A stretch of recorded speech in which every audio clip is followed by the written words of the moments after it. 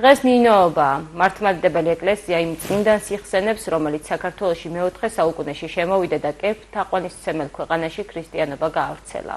ნინოობას განსაკუთრებით ბოდბეში ზეიმობენ, სადაც წმინდანი განისვენებს. ბოდბის მთავარეპისკოპოსმა წმინდა ნინოს სახელობის ახლად აშენებულ ტაძარში საღვთო ლიტურგია აღავლინა. წმინდანის საფლავის მოსალოცვა და დღესასწაულის აღსანიშნავად ბოდბეში მორწმუნეები საქართველოს სხვადასხვა კუთხიდან ჩამოვიდნენ.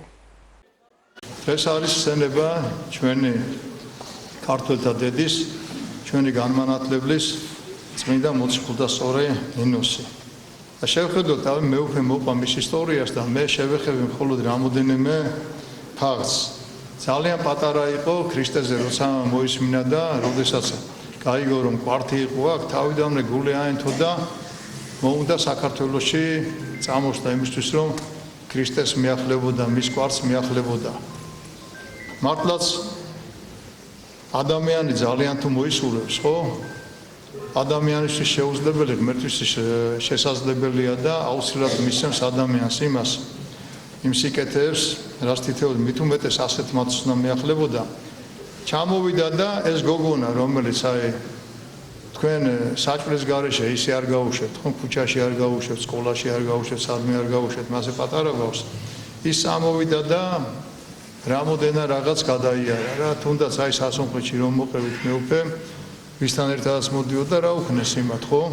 აწამეს ღმერთმა შეგვინახა და ჩამოვიდა აქ და ეს სუსტი გოგონა, სუსტი აღნაგობი, თორე რა ძლიერი გამოდგა.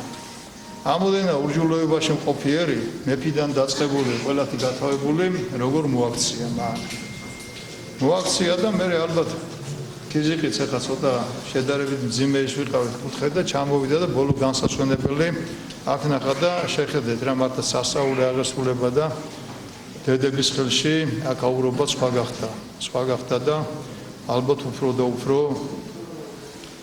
სხვა და ბევრი სიკეთეები შეემატება. ტრადიციულად ბოდბის წმინდა ნინოს სახელობის დედათა მონასტერში აღევლინება ნინოობის წირვა, როგორც წესი ყოველ წელს იზრდება მომლოცველთა რაოდენობა, მინდა ბოდბედან კახეთის რეგიონს და სრულიად საქართველოს მიულოცო ნინოობის დღესასწაული. ქართველთა განმანათლებელად იწოდება წმინდა ნინო და რა თქმა უნდა ყველა ქართველისთვის ძალიან მნიშვნელოვანი არის წმინდა ნინო. და ყველა დიდი ამბით ელოდება ხოლმე ამ დღეს. ასევე ბავშვების ფარულად მოიაზრება.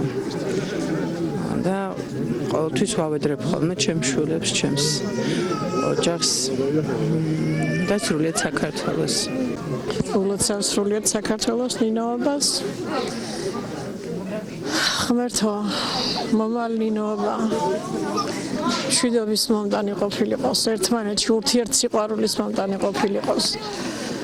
გვიყვარდეს ერთმანეთი. მე გახლავართ ლაგოდეხიდან მოვედი. ნინო, თვითონ ნინო გახლავართ.